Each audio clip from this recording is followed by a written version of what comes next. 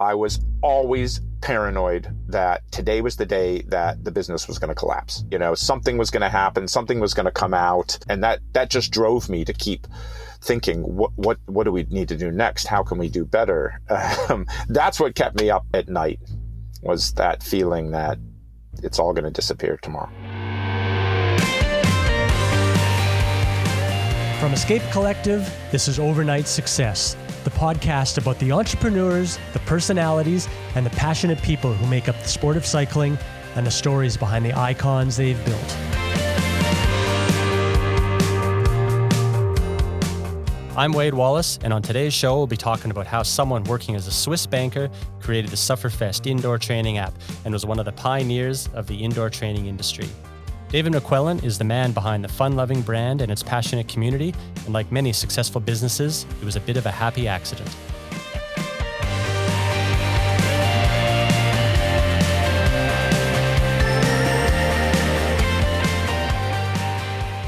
I was living in Zurich, as you said. I was working in the banking industry. That's where my career was. And having been someone who rode his bike and raced since he was about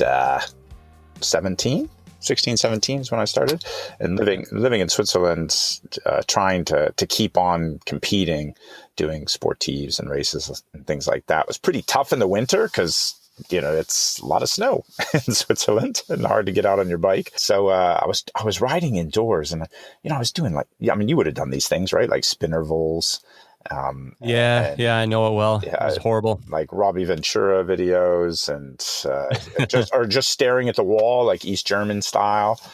And none of that worked. Yeah. None of that worked for me. As soon as you would get on the bike, you'd want to poke your eyes out because it was so boring.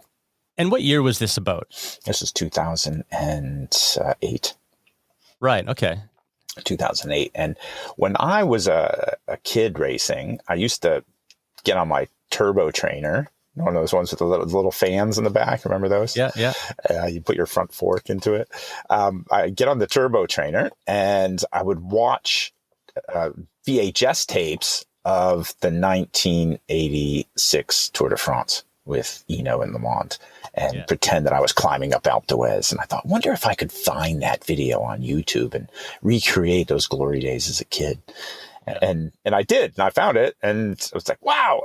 But then it wasn't that great because it wasn't a structured workout. It was just following them up, and I wasn't doing a workout.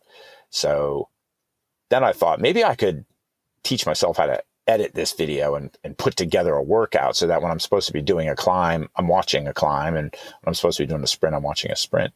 And that's how I created the first Sufferfest video. Wow. I remember back then, as you all know, I'm from Canada originally, and we did a lot of indoor trainer sessions and so forth. And I would simply put the VHS in of, Lance Armstrong winning his first tour or whatever it is, right? You got progressively more and more into it. But I would just do my workout that was ever, what was ever in my training plan and watch the video. And I never really connected the two. How did that sort of connection for you? Why was that a necessity?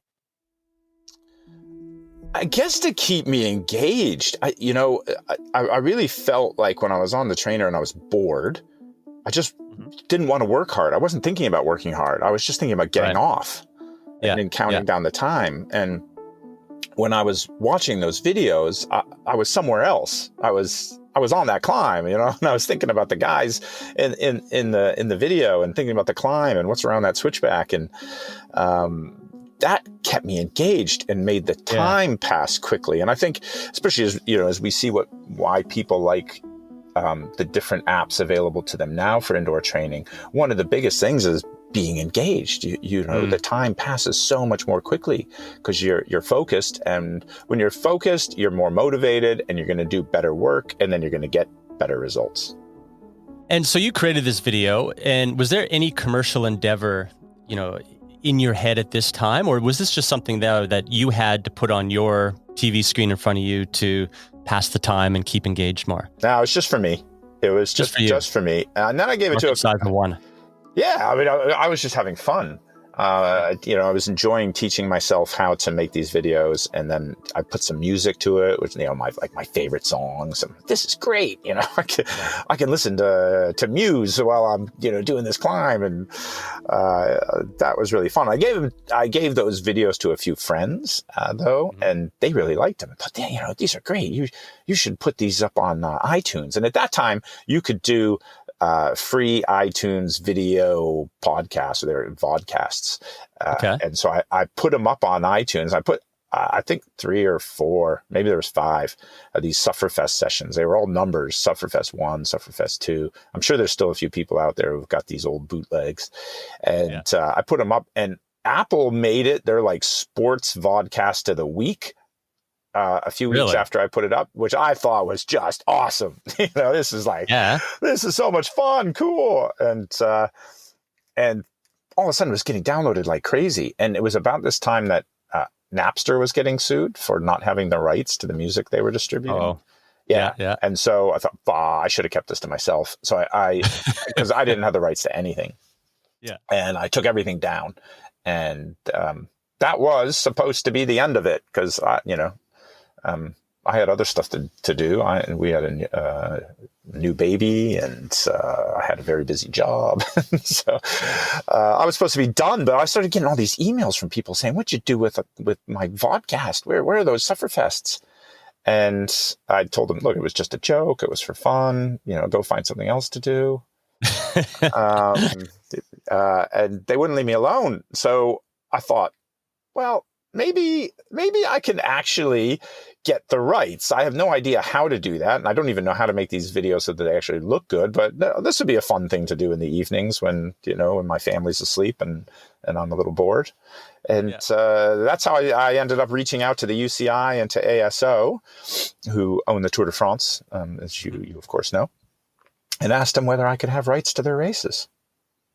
And how did that go? What was the response by them? You were going to sell these, or were you just going to keep distributing them? Well, to be honest, at that point, I would have to say I wasn't entirely clear what I was going to do. I reckon I thought maybe I could sell the things, but when I first approached UCI and ASO, I had no idea how to sell them or what I was going to charge or even how to make the videos. I was just kind of experimenting. And at that point, I didn't realize, and this is the benefit of being an outsider coming into an industry, I didn't realize you're not supposed to call ASO and just say, "Can I have the rights to the Tour de France?" But I did that, and I did that with the UCI. And to their credit, neither of them hung up on me. They didn't quite know what to do about it, though, because they weren't used to licensing the kinds of rights I wanted. I didn't want the full Tour de France to broadcast to a nation, which is how ASO sells their rights. I wanted 3 minutes of this stage, 4 minutes of that stage from these different years. And I was going to put them together in a video that wasn't going to tell the story of the race. It was going to tell the story of a workout. And just use the footage to illustrate that workout. And it took a while for them to get their head around it. I had to make trips to the UCI. ASO we just dealt with on the phone and by email. But it took about 9 months because we effectively created a new rights category. And you just completely stopped at this point distributing these for free or anything until you got that worked out. Is that right? That's right. Yeah, it wasn't until October 2009 that September 2009 that the very first Sufferfest video came out, and that was called The Downward Spiral. And it featured footage from Paris-Roubaix, and it also featured footage from cycling tips. I remember some Glenvale Criterium or something like that. I think it was, wasn't it? Yeah, that's right. As I was trying to figure out how to put these videos together, I knew I was using Paris-Roubaix footage for the intervals, but I needed something for the recoveries, and I didn't want to use. You use mine for the recoveries? Yeah.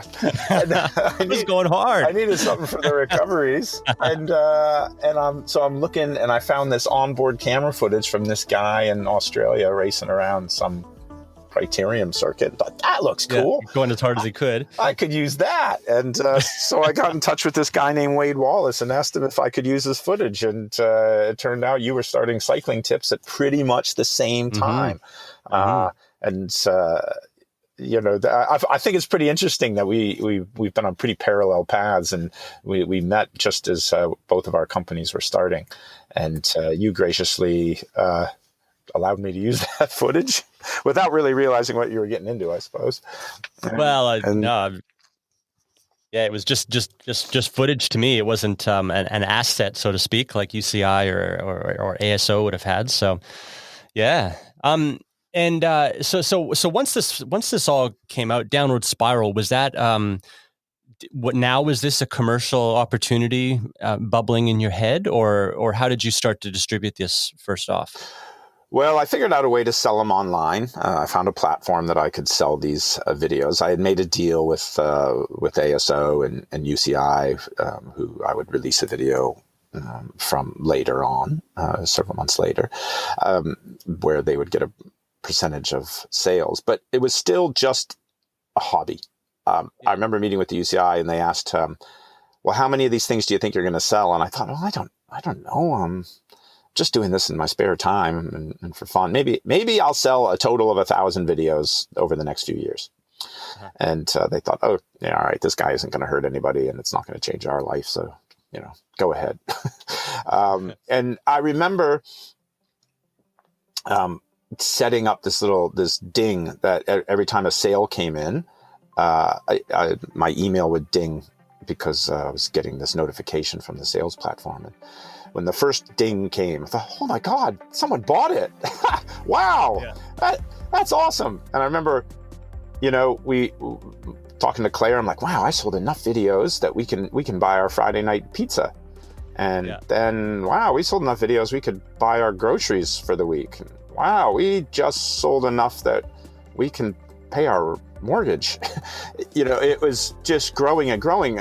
But it took me a while to realize that this was a business and not just a hobby I was doing for fun, because I was having a great time designing clothes and picking music and watching bike races and probably above all, interacting with people about the Sufferfest. And that's sort of where the community started. Yeah. But it wasn't until the very end of 2012 that I quit my job. By this time I was living in Singapore and was part of the management team of a bank there. And we moved to Australia to focus fully on the Sufferfest. Just going back a little bit, you talked about community, and this was at a time when social media, people were kind of figuring it out, and it was exploding, and Facebook looked like it was going to be the portal to the internet. And you did a phenomenal job at creating things for people to do together, whether it's or achievements like the knighthood or the Tour of Sufferlandria, and you created a really, really strong community around the Sufferfest. Was that something that was, it was important to you and you saw the importance, or was it something just you enjoyed doing and kind of happened through an extension of yourself? How did you sort of see that coming into it?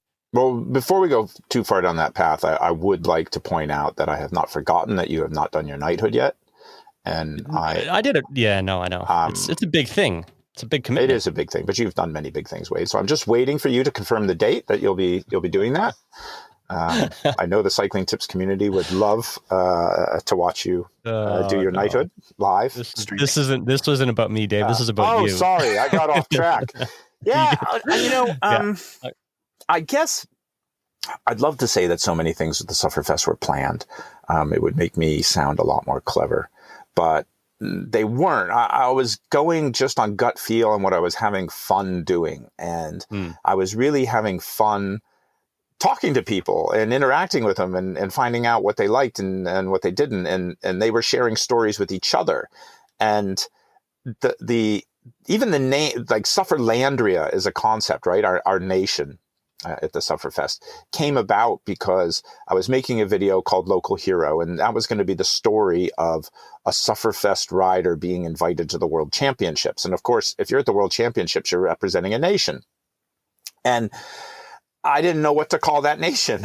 And so, I reached out to our Facebook group, and they came up with Sufferflandrian, like Right. Flandrians from Belgium. And thought, well, that's a bit awkward, but Sufferlandrian could work.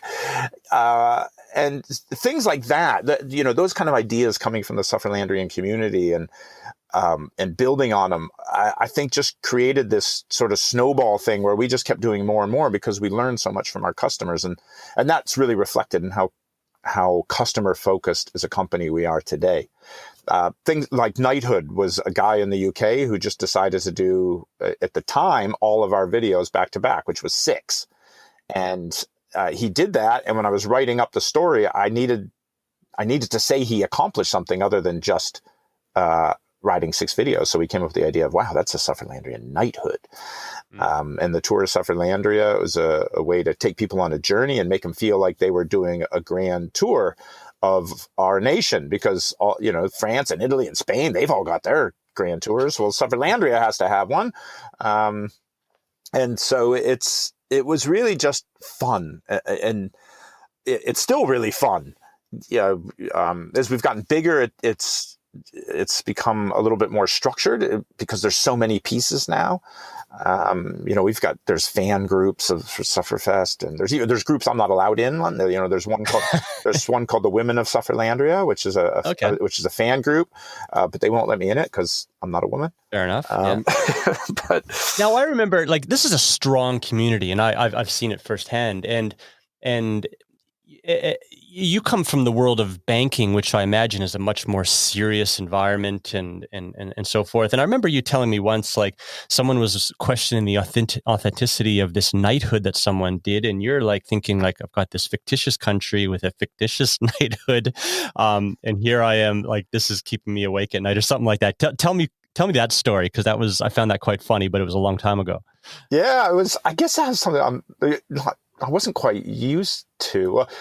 There's nothing more serious than Swiss private banking, which is what I worked in. And so going into these communities with really passionate people talking about a sport I loved was such a great outlet. And I was having a lot of fun with it, but also found that some people were taking it way more seriously than they probably should.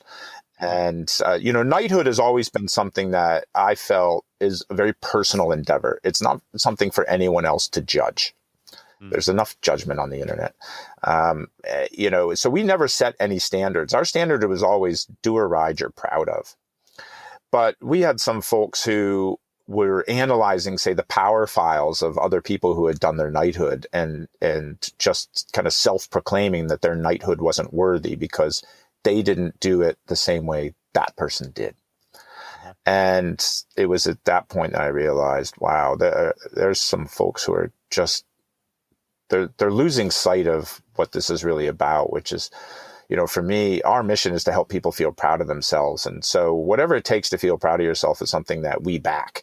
We're not into setting standards, and we had to get real clear with our community about that. Most of whom were totally on board, but there were a few that felt like, well, this isn't for me. I want something more serious and, I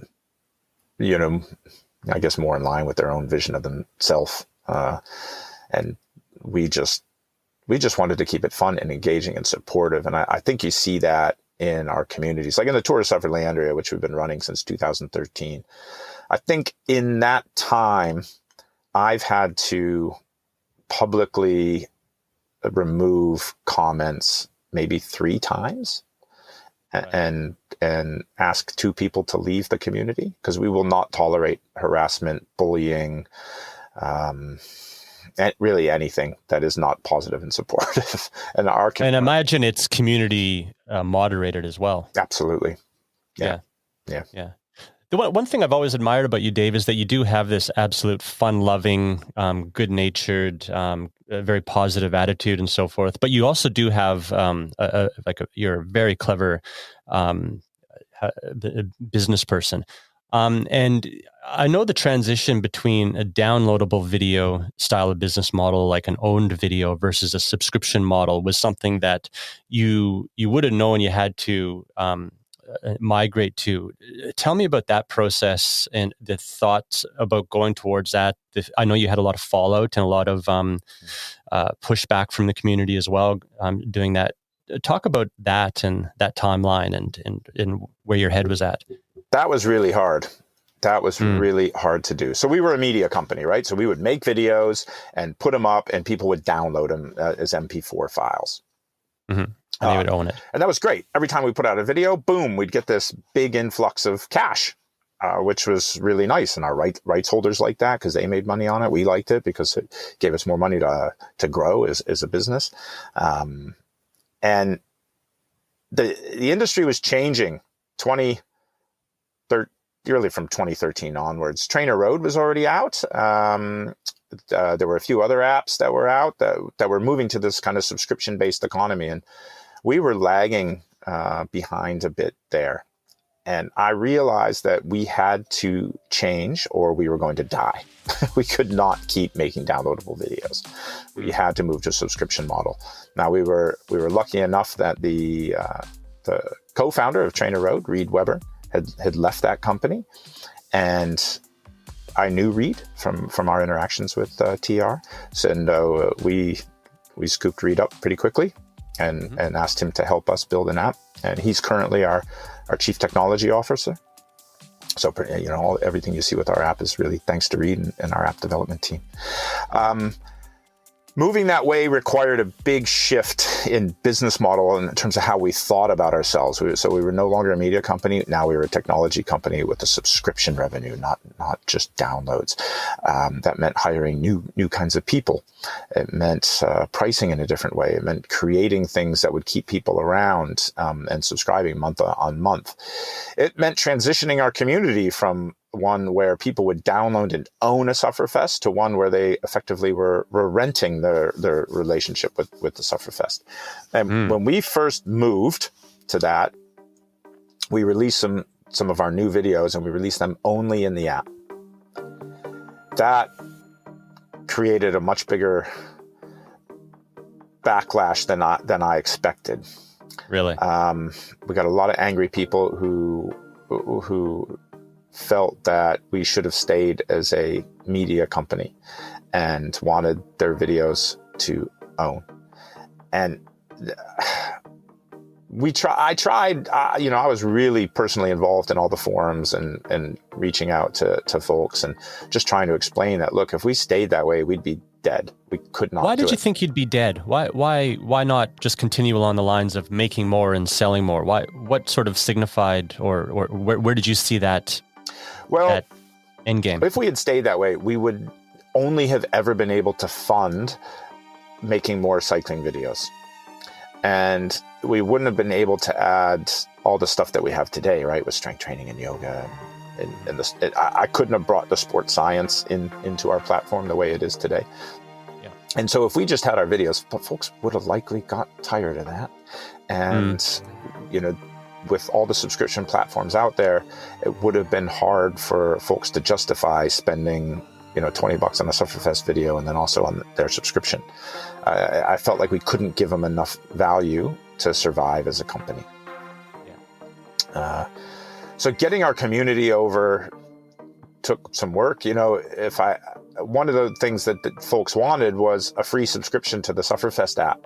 Because they would say, look, I bought 10 of your videos and I spent all this money and now you've got this app. Well, I should get the app for free. Yeah. And that was really hard. I think, in hindsight, I would have handled that a little bit differently.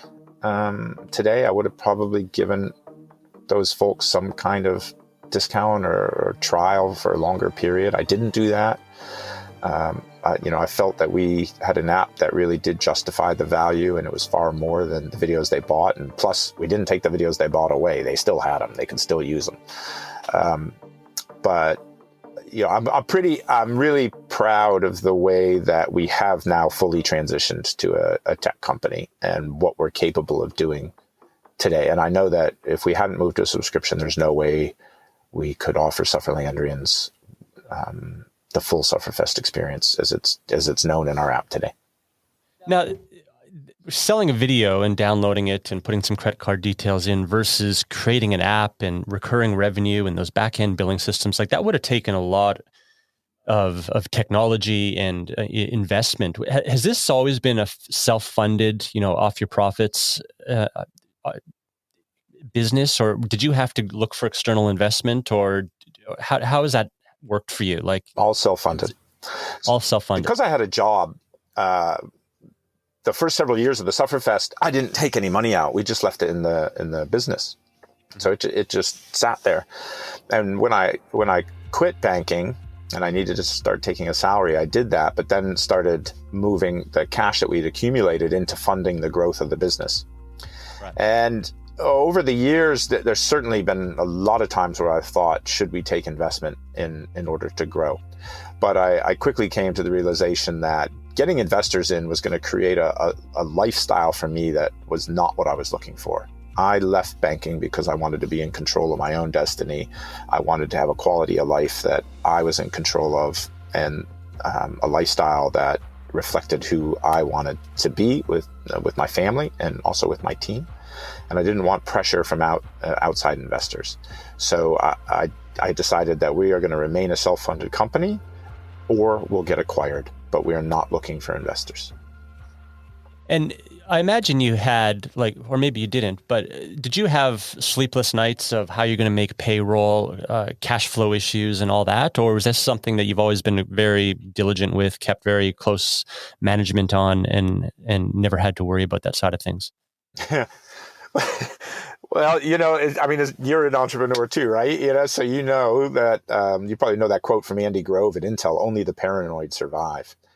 I would say we were really responsible financially. I never had to worry, let's say month to month, that we weren't going to make payroll, because we grew in a very controlled way that was based on, I would say, realistic forecasts of our growth. However, I was always paranoid that today was the day that the business was going to collapse. Right. That, something was going to happen, something was going to come out, people were going to leave, Sufferlandrians were just going to decide this wasn't what they wanted anymore. Always paranoid. And that just drove me to keep thinking, what do we need to do next? How can we do better? That's what kept me up at night, was that feeling that it's all going to disappear tomorrow. And maybe that's a good segue to talking about one of the biggest disruptors in the indoor training arena is Zwift. And when they came on, and to see what they were doing and the investment they had behind them, what were your initial thoughts to that, and how did you react from a business sense? Yeah, when they first came out, I was like, whoa, wow, that's pretty cool. I guess when they first came out, I didn't realize just how big they were going to be, but I immediately recognized Zwift as a really interesting, compelling platform that was going to change the landscape. And that, I guess there's two things you can do there, right? One is you can just say, well, we're going to keep doing what we do now, and we're going to hope we last for a while.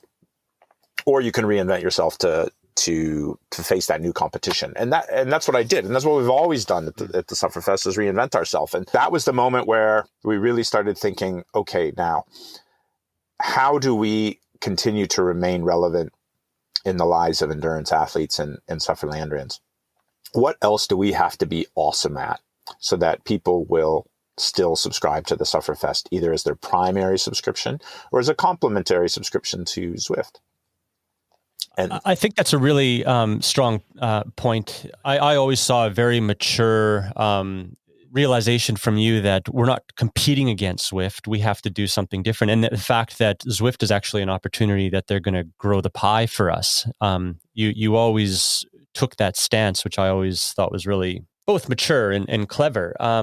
Did it take you a while for that realization, or was that something that you saw immediately, or how did that come about? I probably didn't see it immediately. I'd love to say I did. It would have come quite quickly, though, but not immediately. I was probably quite worried about them at first, but there's no point in just being worried and gnashing your teeth. You got to figure out what to do. And thought, well, we can't compete with the game they're building. So we've got to find a new way to compete. And what's that going to be? Well, it's going to be by being the most comprehensive solution. It's not just about getting on and joining a virtual group ride. It's going to be about the best sport science for the most effective workouts you can possibly get. It's going to be about cross-training. So that led us into, mental toughness and yoga and strength training. It's going to be about the best training plans. This is about the time where we doubled down with Neil Henderson, our coach, and brought him in more fully, and brought his team in with Matt Casson, our physiologist, and really said we're focusing on sports science so that every second you spend with the Sufferfest is going to give you a greater return than anywhere else.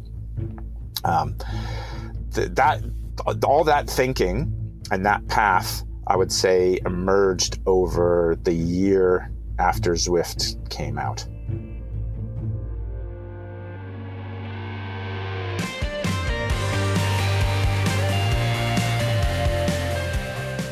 This podcast is fully funded by our members at Escape Collective. In fact, all of our content on our website and our podcast network is 100% supported by our members who believe that cycling media should be independent from the sport and industry we cover, and that we should exist to serve you rather than live or die by our ability to be a platform for the sole purpose of selling you more stuff. If you enjoy this podcast or any of our other work and believe in our mission of independence, please go to escapecollective.com/join and become a member today. Thank you for your support.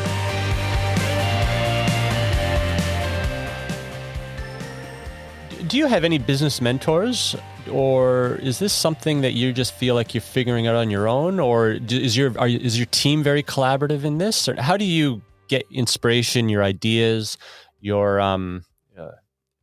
external sort of ways of thinking? Yeah, I've got a couple business mentors that I talk to from time to time, but not in any real depth.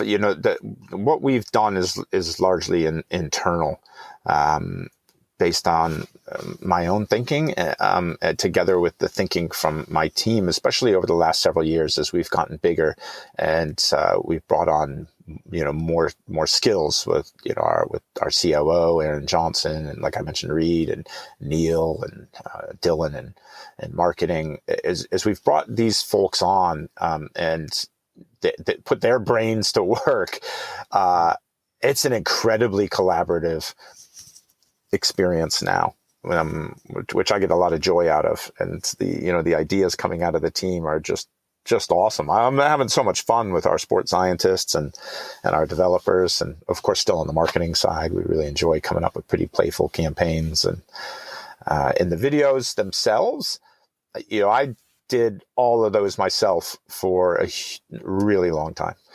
Yeah, and editing and everything. Yeah, and it's because I love it. To me, it's my art.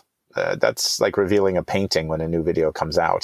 Spending so much time thinking about storylines and video and narrative, and how do I make you laugh when you're suffering the most, and how do we add to the Sufferlandrian mythology? It's like I used to do a lot of writing, creative writing, and to me, Sufferfest videos are just continuing that creative process of telling great stories. Now, I've also started to get some help on that, though. One of our team, Francois, he helps now with the music and some of the video editing, which allows us to bring out video more quickly. Yeah. Now, recently, Wahoo acquired you, so congratulations for that. I was very happy when I saw that news. You had other potential suitors in the past as well that I remember us talking about. Can you talk about what happened there, why they weren't right, and why Wahoo was right? Well, culture, really. We've been approached in the past to be acquired, and that started as this trend, which you're seeing now, which is ecosystems of hardware and software. The most visible of which is Peloton, began to rise, and the hardware companies saw that happening, probably a little bit before we did, and began approaching us. But there was just never, I don't know, we're just so particular in Sufferlandria about our culture and how customer focused we are, and how we work, and how we reinvent ourselves in the face of adversity, the breadth of our thinking, our ambition, and we just weren't quite finding the right match. And I suppose that also maybe on the other side as well, they would have seen that, wow, okay, these guys are a little bit special. So, but Wahoo was absolutely the perfect match. Just the other day, their CFO was saying, like, we're long lost brothers who have found each other. We just fit so well together. I think you could take anybody from Wahoo and put them in the Sufferfest team, or vice versa, and they would know what to do. Yeah. I was going to ask too, I remember at one time you guys were really looking at getting into the gym space, like doing possibly a Sufferfest, whether it's gym network or licensing to gyms and stuff. Do you guys still license to gyms? And is that space something that you still feel is opportunity in, or is that something that you're not interested in anymore? Yeah, boy, the group fitness space. Holy cow, have we learned a lot there. So, we originally had the idea that, wow, we've got these great Sufferfest videos, and they're awesome, and they would be great in spin classes, because now the instructor would have something to show everybody, and the class wouldn't have to imagine climbing a hill. They could actually be watching themselves, chasing Alberto Contador up a climb in the Vuelta. Isn't that awesome? So we started licensing our videos out to gyms, and it has been a real learning experience for us. Let's just say, one of the key learnings: fitness enthusiasts who go to spin classes are not the same kinds of people who are endurance athletes. Endurance athletes, they want structured workouts. They want to work hard. They don't need an instructor motivating them. They're largely self-motivated. And the idea of suffering is something that appeals to them. Whereas fitness enthusiasts, they are not in that spin class to suffer. They are there to listen to some great music and get a workout and burn calories. Yeah, they're not necessarily interested in progressive fitness. So we've had to do a lot of work on the commercial side with gyms and cycling studios to tweak our offering. We're now known in that industry as Suff Cycling, no longer the Sufferfest, because the Sufferfest was just too scary. You're out. So you're still in that industry, that you still still have a market there, right? Okay. Yep, we're still there. We're still supporting that industry. I'd say we've got some thinking to do about how much more we do there, whether we're going to go deeper into that space, or whether we're just going to kind of maintain where we are. There's some other players out there that are coming out with some pretty neat technology for gyms and cycling studios, and we either need to reinvent ourselves again in that space, or find a way to collaborate with them. And is that a big enough market for you guys to really pay attention to and possibly reinvent? Yes, but it requires a lot of effort and a lot of resources. And I'd say we're still at the point where we're thinking about that, how we go about it. I don't know yet. We talk about it a lot. We haven't made a decision yet. It's still unclear. It's an industry that's changing pretty rapidly too. So, and these are the things where it gets interesting running a business like this, because we're figuring it out as we go along a bit. We're trying to bring the right resources in that have got the expertise in that space that can help us. But we've yet to make a strategic decision on what to do. Right. Just back on what you said earlier about company culture and the fit with Wahoo was very perfect and so forth. How much have you really paid attention to building a company culture and strategically done so, versus how much is it just you attracting people that are similar to yourself and good people and energetic? How much emphasis and focus and actual structure do you put behind building the company culture? Well, the latter is really important. Hiring people who share our beliefs. In our hiring, we've brought on board a lot of Sufferlandrians. So folks who were part of our community now work with us. Our COO, Aaron Johnson, we've kind of first discovered Aaron in the tour of Sufferlandria. He was posting all these crazy videos, and he was a stay-at-home dad who had done 3 tours of Afghanistan as a Marine. And wow. He was riding and deeply into Sufferlandrian culture, and I just thought this guy was hilarious. And one day he put up a post saying how he was going to go and find a job because he would rather go back to do another tour on the front lines than spend a year with his 3 little girls at home, because that was far harder than being shot at. And really? he needed to get a job. And so I called Aaron and say, hey, well, don't go get a job. Come work with us. The same, Dylan Robbins, our head of marketing, was a Sufferlandrian. Our head of customer service, pretty much actually everybody who works in customer service were people who were Sufferlandrians first. Yeah. And now they work with us. And that's been really important because they're immediately into the culture. They know how we treat people. They know that we're about helping people feel proud of themselves. They know that we always do the right thing and treat people with respect, whether that's our competitors or our customers. And that has probably been the biggest contributor to our culture. Now, at the same time, we also work hard to make sure that everybody knows what we're doing. At our annual conference this year, we were saying, look, there's nothing more important than our customers and being customer focused. And here's some of the things that we're going to do this year to make sure that we never lose sight of that. And that's just reinforcing what everybody already knows. Pretty much everybody at the Sufferfest knows at least a dozen Sufferlandrians by name. We're very close to our community. We interact with them every day. I'm kind of struggling because it's, I'm thinking, man, we put some things in place, but it also just happens naturally because everybody does it. And then anyone new who joins the company sees that that's what we do, and they just start doing it too.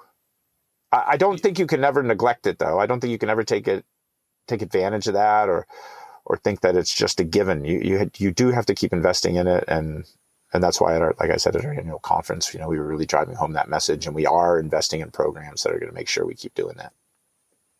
Could you ever foresee a day where you're hiring people who know nothing about the Sufferfest or cycling and who are just very, very good at their jobs, whether it's something that's a little less external facing? Or is that something important to you, that they really, really understand the culture no matter where they sit in the company? Well, we just did that. We just hired a designer who doesn't come from cycling, didn't know the Sufferfest, but she's an incredibly talented designer.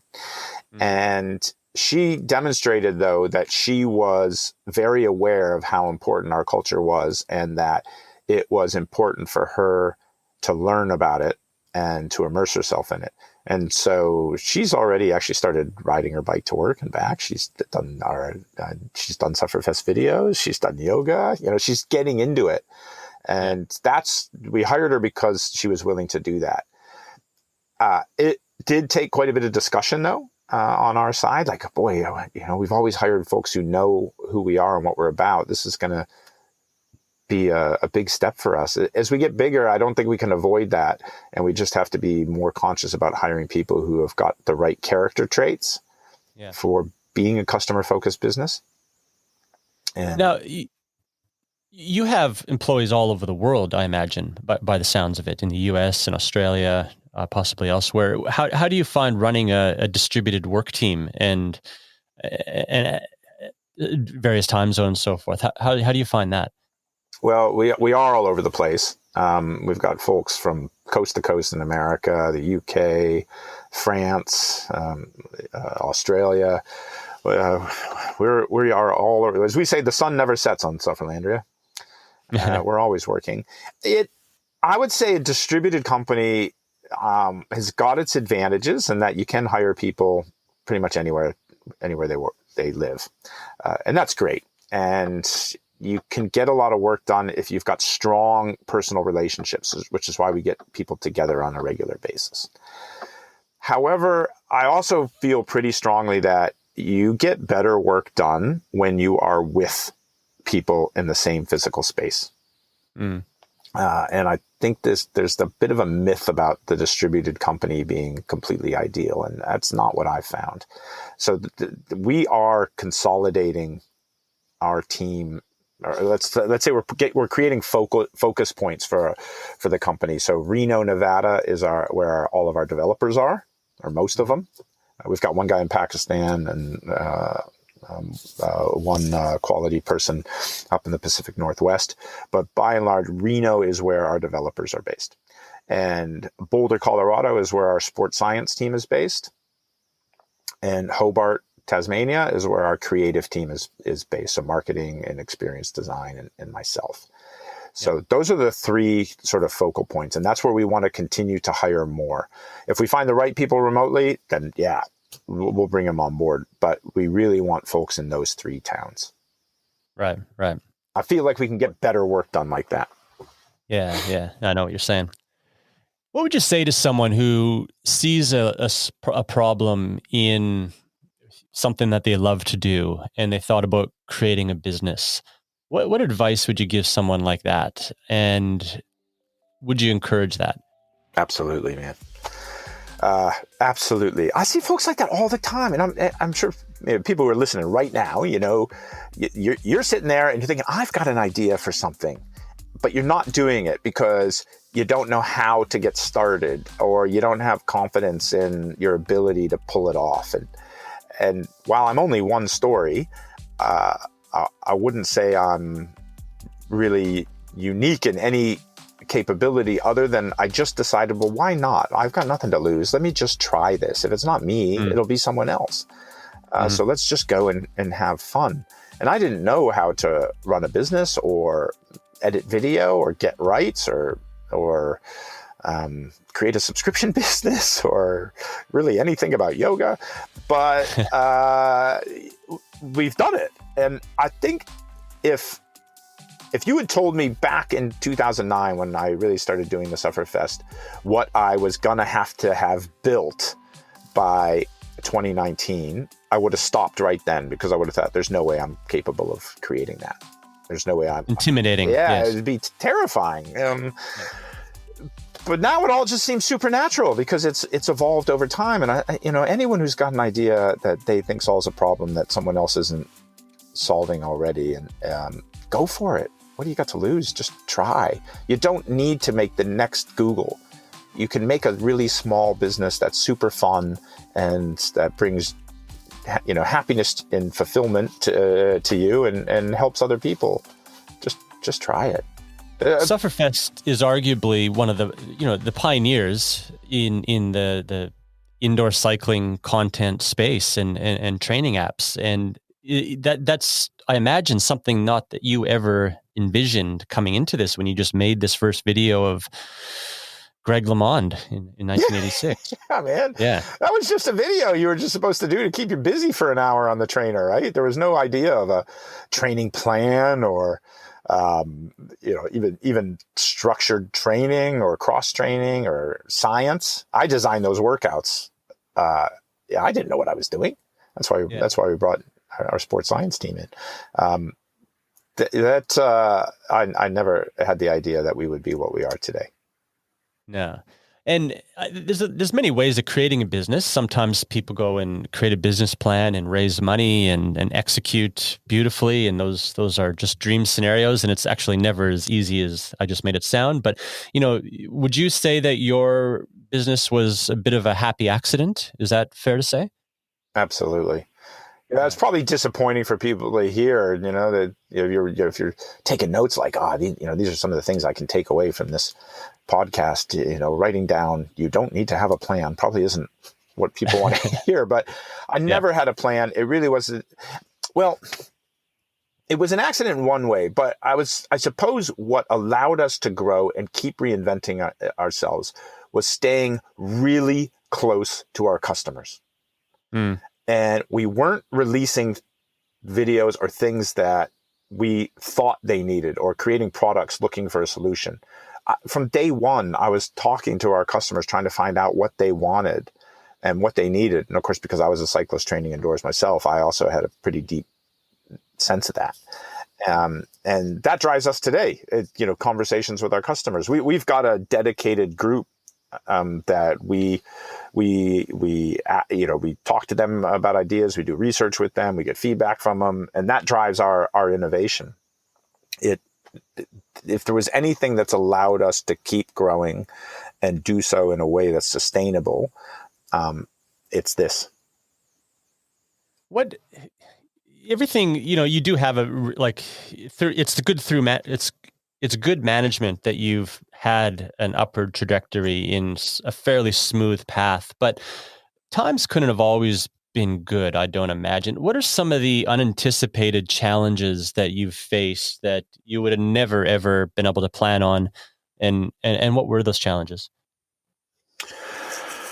Oh boy, challenges that we've had. How many? Gosh, letting go, man. That over the Sufferfest journey over the past 10 years, probably the hardest thing for me has been letting go, because when you start your company, and I was doing everything, making videos, customer service, marketing, dealing with rights holders, handling shipping orders. I used to pack clothes and envelopes myself and handwrite notes. When you do that, you think no one else is going to care about my customers as much as me. And I can't risk my business by letting someone else do that. You probably had that with cycling tips, where the first time you ever asked someone else to write an article, you were probably freaking about whether it was going to be good enough. Absolutely. And the first person I ever hired at the Sufferfest was someone in customer service to help part-time. And I was a nervous wreck. That was probably even harder than going to a subscription model, because that was letting someone else take care of my customers. Oh my, that's like letting someone take care of my babies, Letting go is really hard. And then bringing someone on to help with marketing and to help. Well, external communication would also be hard for you. Like public communication is in marketing messages. I did all the social media. I mean, no one else can do that. What if they get it wrong? I mean, that probably, now that I'm thinking about it, that's probably what kept me up at night, worrying about that. But today, I've got things happening at the Sufferfest that I only have a passing knowledge of. There's teams doing planning and running, the 30-day yoga challenge that we just ran. That's something I had almost nothing to do with. We've got a team that's running that and doing an amazing job. And what you learn when you let go is there are people who can do a far better job than you, and you should let them do it. So you can't do everything. You can't do everything. And I've always said hire people better than me, because why hire them otherwise, right? And there's lots of people better. Yeah. I think I'm pretty aware of my limitations and have worked hard to hire folks who are going to do that better job. I still probably meddle in too many things and get distracted, but I'm getting better at that.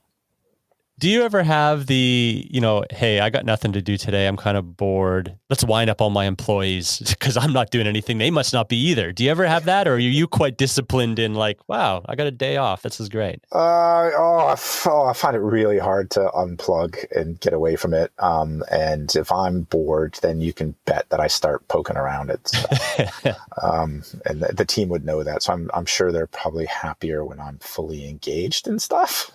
So, but, I think also, as the owner and the founder, you just do that naturally because you care, and you just want to make sure that everything's bumping along in the right direction. And I have got better. We've gotten a lot more structured in our planning. I'd say that's a big change that we've got as we've got bigger, is we're now really structured in how we plan our work and how we execute on that. And I've been told in no uncertain terms by my team that if this is what we're planning this quarter, there's no new stuff allowed.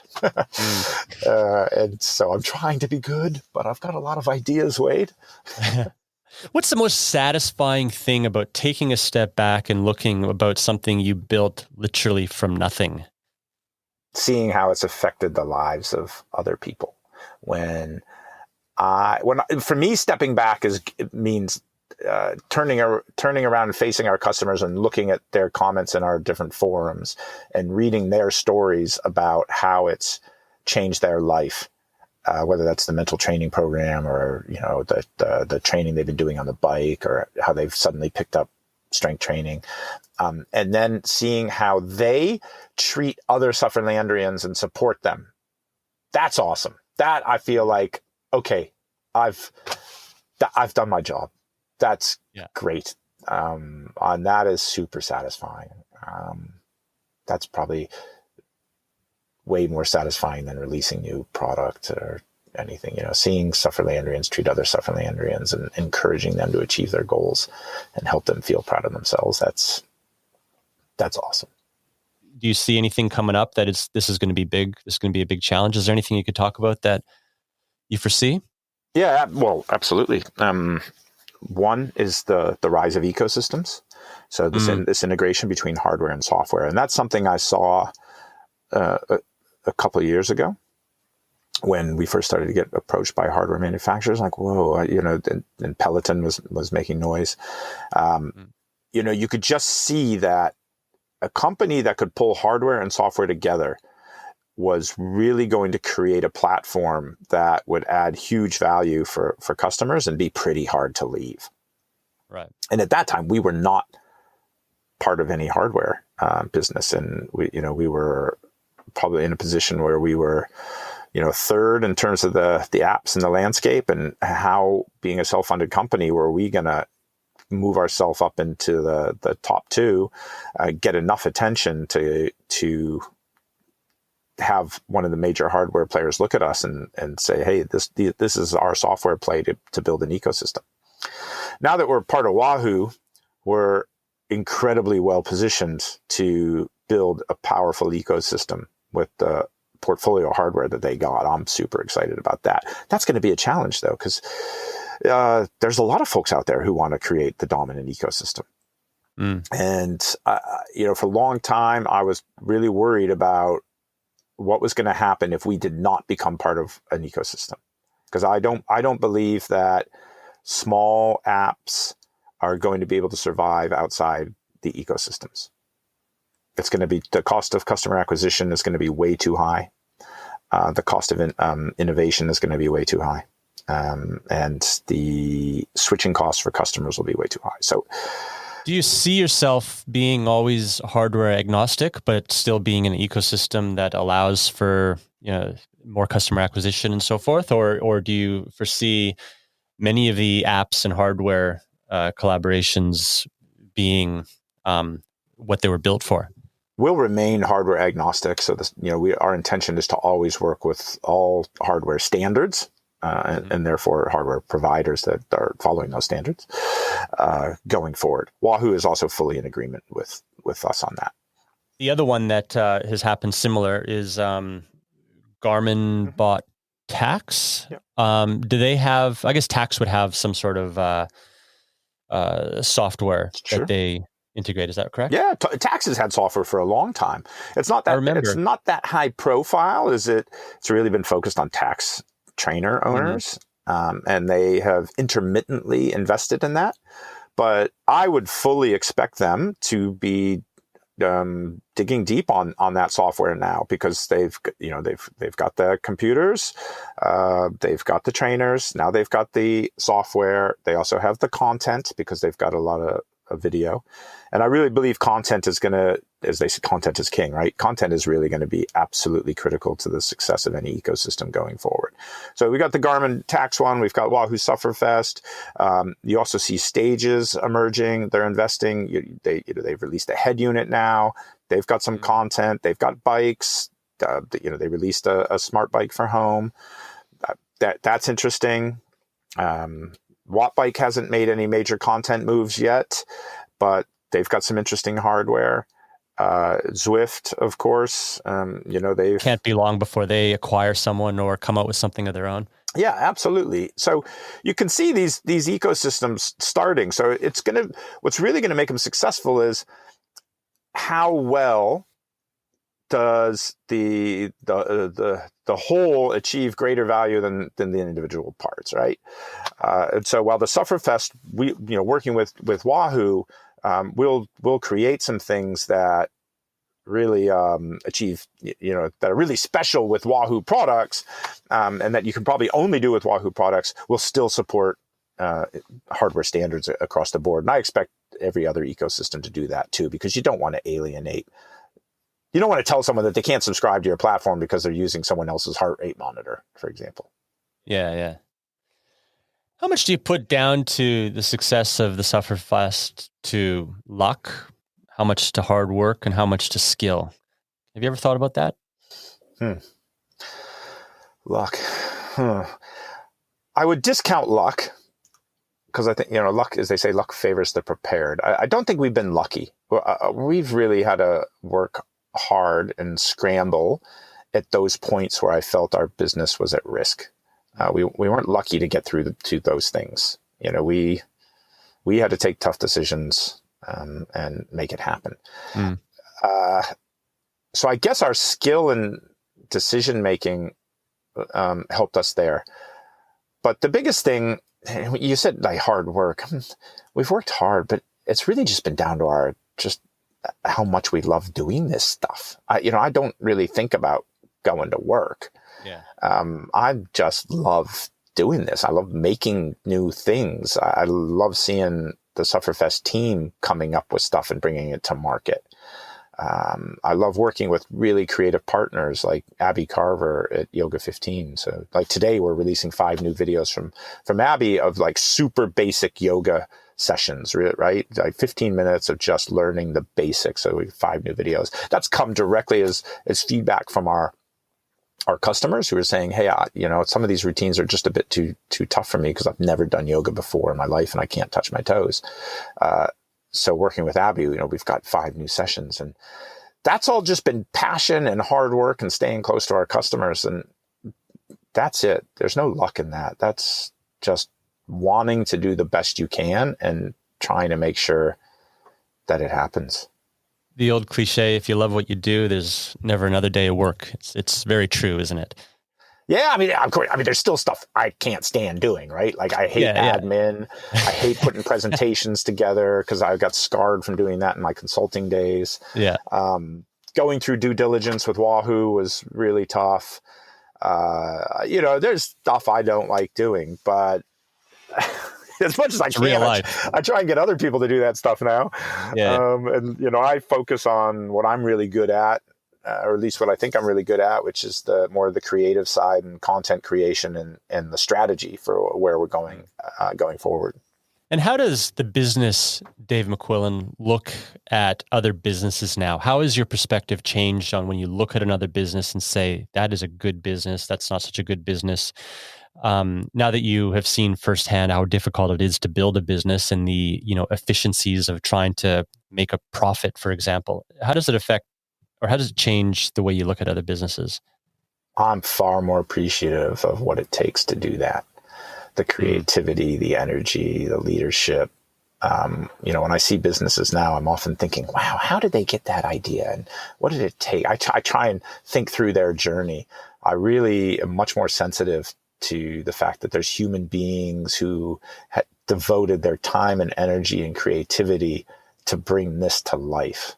And I think that's something a lot of folks forget when they criticize companies or, maybe get nasty on the socials about what companies should or shouldn't be doing. They forget that, look, there's people who really care, who are working really hard and trying their best. I'm just a lot more in tune to that, I think, than I ever was before.